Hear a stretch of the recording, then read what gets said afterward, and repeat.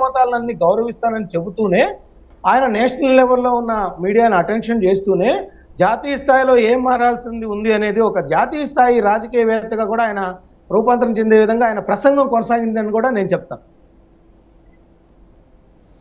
అయితే సురేంద్రనాయుడు గారు వస్తున్నా టైం ఉంది, మాట్లాడదాము, టైం ఉంది, మీరు ఉండండి ఒక్క నిమిషం. సురేంద్రనాయుడు గారు ఏదో చెప్పబోతున్నారు, మీ దగ్గరకు వస్తా, నెక్స్ట్ మీ దగ్గరికి. సురేంద్రనాయుడు గారు మాట్లాడండి సార్. ఇప్పుడు ఇందాక నేను ఒక విషయం చెప్పా మనకు, అది మీరు అడిగారు మఠం ఏది అనేసి. అది యాక్చువల్లీ చిన్న జిఎం గారు పెద్ద జిఎం గారు అనే మాదిరి అనేది ఒకటి ఉంటుంది సార్. ఇక్కడ చిన్న జిఎం గారు అనే వాళ్ళకి అటెండర్ గా ఉంటాడు. అంటే అటెండరా లేకపోతే వాళ్ళకు వాళ్ళ భాషలు ఏదో చెప్తారు, వాళ్ళని ఏకాంగులు అంటారండి. అంటే వాళ్ళ పర్సనల్ అసిస్టెంట్, వాళ్ళ సంప్రదాయంలో వాళ్ళని ఏకాంగులు అంటారు. ఆయన అదే మీరు అన్నట్టు ఆయన రవి అనేసి అతను ఫారిన్ కరెన్సీ అంతా కూడా, అంటే ఫారిన్ నుండి ఎవరైనా తీసుకొచ్చి కరెన్సీ ఇచ్చే కరెన్సీని అంతా కూడా చెన్నైకి వెళ్ళి వేరే ఒక కడుపులో ఆపరేషన్ చేసుకొని ఈ ఫారిన్ కరెన్సీ అంతా కూడా దాంట్లో వేసుకొని వెళ్ళాడు. అంటే 250 కోట్లు, దాదాపు 250 కోట్లు పైచిలుకే, 250 కోట్లు పైచిలుకు ఇతను ఈ ఫారిన్ కరెన్సీ దొబ్బేస్తే అప్పుడు అక్కడ ఉన్నటువంటి ఒక విజిలెన్స్ ఆఫీసర్కు అనుమానం వచ్చి ఏంది ఇదేదో జరుగుతా ఉంది, ఏదో చేస్తున్నాడు ఇతను అనేసి అనుమానం వచ్చి పట్టుకుంటే ఇది వాస్తవం అని తేలింది. వాస్తవం అని తేలితే అప్పుడు ఉన్నటువంటి బోర్డు మెంబర్లు, అప్పుడు ఉన్నటువంటి అధర్మారెడ్డి, అంటే వీళ్ళకి ధర్మం మీద నమ్మకం లేదు కదా, ఎంతసేపు దేవుణ్ణి దోచుకోవడానికే వీళ్ళు ఇక్కడ నియమింపబడ్డారు కాబట్టి ధర్మారెడ్డి అని ఎలా పేరు పెట్టారో ఆ మహానుభావుడికి నాకైతే అర్థం కాదు. దరిద్రుడు అతను ధర్మారెడ్డి కాదు, అధర్మారెడ్డి.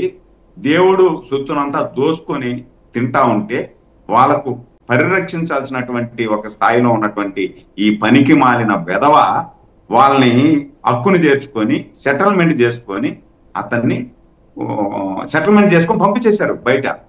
నేను ఈ మీన్ టైంలో ఈ విషయం తెలుసుకున్నాను, పేరు మర్చిపోయినాను కాబట్టి. ఇలాంటి విషయాలు కూడా మనం బయట లాగాలి.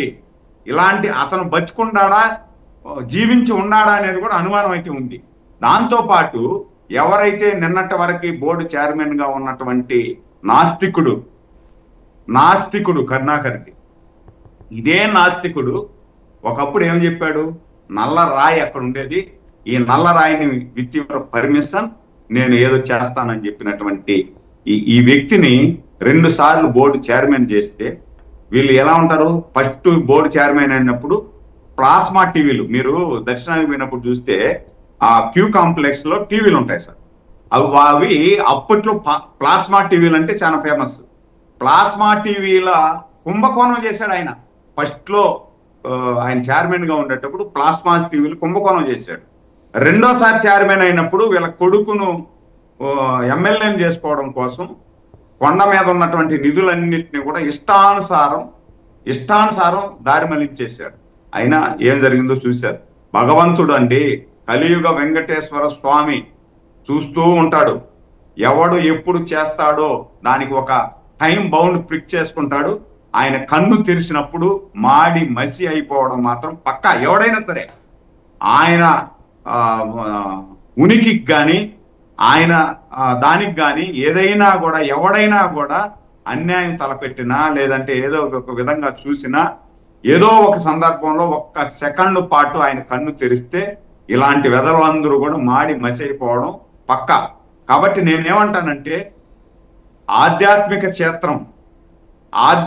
క్షేత్రం ప్రపంచ ఆధ్యాత్మిక రాజధాని తిరుమల తిరుపతి దేవస్థానం మీద కానీ, దేవస్థానం ప్రసాదం మీద కానీ, దేవుడి మీద కానీ అవాకులు శవాకులు పేలడం కానీ, ఆయన ప్రతిష్టకు భంగం కలిగించేటువంటి పనులు చేయడం కానీ, ఆయన ప్రసాదంలో మిక్సింగ్ చేసేసి ఇవాళ ధనదాహానికి పనికి మాలిన పనులు చేసిన వాళ్ళందరూ కూడా భూమి మీద ఉండే పరిస్థితి లేదు. తొందరలోనే జరగబోతుంది అది.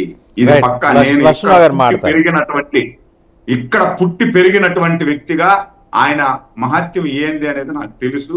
ఇదే తిరుపతిలో నేను ఆయన నమ్ముకొని 60 కిలోమీటర్ల అవతల నుండి నేను ఈ తిరుపతికి వచ్చాను సార్.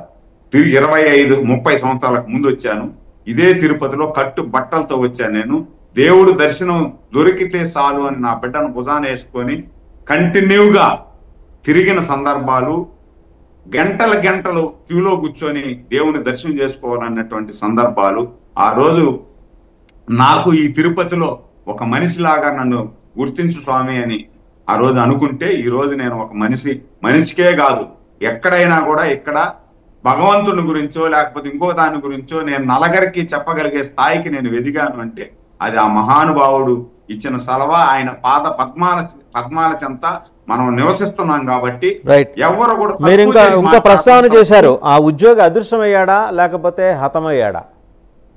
అదే అర్థం కాలేదు సార్. ఇప్పుడు మాకు కూడా అర్థం కాలేదు. ఇప్పుడు 100 రోజులు అయిపోయింది, చూసాం. ఏదైనా నాయుడు గారు, దేర్ ఆర్ నో ఎక్స్క్యూజెస్. 100 రోజులు అయిపోయింది.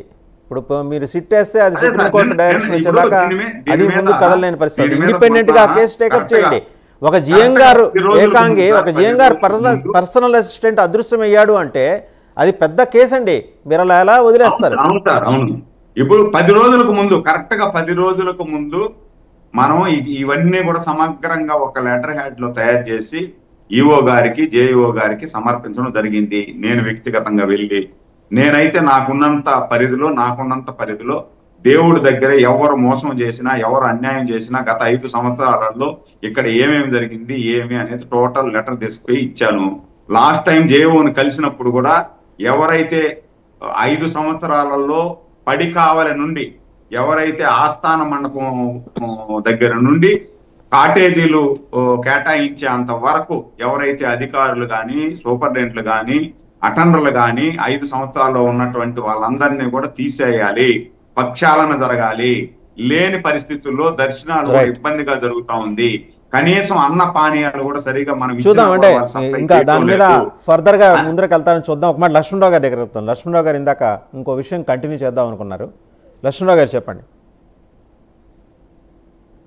లక్ష్మణరావు గారు. వాసుదేవన్ గారు, జగన్మోహన్ రెడ్డి గారి హయాంలో వెంకటేశ్వర స్వామి గుళ్ళు 5 ప్రదేశాల్లో, 5 రాష్ట్రాల్లో, 5 దేశాల్లో కట్టారు. చంద్రబాబు నాయుడు గారి హయాంలో కనీసం ఒక్క వెంకటేశ్వర స్వామి గుడి అయినా కట్టారా? ఈ 15 సంవత్సరాలు అవునండి.